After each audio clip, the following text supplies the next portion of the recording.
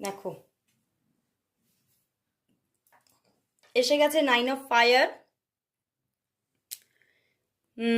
এসে গেছে ওটা হচ্ছে নাইট অফ ফায়ার, অ্যান্ড এটা এসে গেছে 9 of air and king of air. তো বন্ধুরা এই সম্পর্কে না মানে মানে দুজনের দিকে চাহিদা আছে, তোমরা দুজনেই কিন্তু চাইছো, তোমরা দুজনেই কোথাও চাইছো, এবং দুজনের মনের মধ্যে কোথাও একটা আনফাউন্ডেড ফিয়ার আছে, ভয় আছে যে সম্পর্কটার মধ্যে যদি এগিয়ে পড়ি তাহলে আগামীতে কি হতে পারে। মানে আমি বললাম না, এটা হতে পারে যে এক্সট্রা ম্যারিটাল হওয়ার চান্সেস আছে বা এক্সট্রা কোনো রিলেশনশিপ হতে পারে।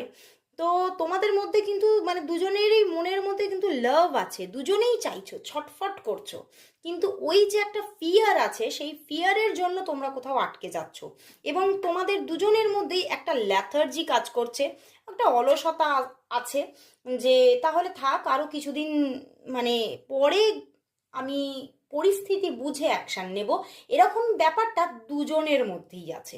তো সেই জায়গা থেকেই সম্পর্কটা ওয়ার্ক করছে না এখনো, কিন্তু এখানে ইউনিভার্স কোথাও বলছে যেহেতু তোমরা সম্পর্কটা দুজনেই চাইছো, দুজনের মধ্যেই লাভ আছে, দুজনের মধ্যেই দুজনের দিকে আকর্ষণ আছে, তো সেই জন্যে এই সম্পর্কটা যেহেতু কিং অফ এয়ার এসে গেছে, তো সেটা কিন্তু পরবর্তীতে কিন্তু এখানে একটা রেসপেক্টেড ব্যাপারও আছে, মানে দুজনের প্রতি কোথাও তোমরা রেসপেক্টও আছে। তো সেই জায়গা থেকে এই সম্পর্কটা কিন্তু আগামীতে কিন্তু হওয়ারও কিন্তু একটা চান্সেস কিন্তু রয়েই যাচ্ছে। সম্পর্কটা যে চলে যাবে সেটা নয়, দেখো কোথাও এঞ্জেলের মেসেজও পেয়ে গেলাম। তো এই সম্পর্কটা ওয়ার্ক করার কিছু জায়গা কিন্তু বুদ্ধদেব দেখাচ্ছে, কিছুটা কিন্তু বলছে যে এই সম্পর্কের মধ্যে একদম যে সবটাই শেষ হয়ে যাবে, তোমরা হেরে যাবে, এই জায়গাটা কিন্তু দেখাচ্ছে না, তোমাদের সম্পর্কটার মধ্যে কিছুটাও আশা আছে, সেটাই কিন্তু আজকে বুদ্ধদেব বলছে। তো অবশ্যই বলবো বন্ধুরা, তোমরা যেহেতু এখানে আশা আছে দেখাচ্ছে, তার জন্য তোমরা কিছু কাজ করো, তোমরা রিডিংয়ের মাধ্যমেও থেরাপি নিতে পারো।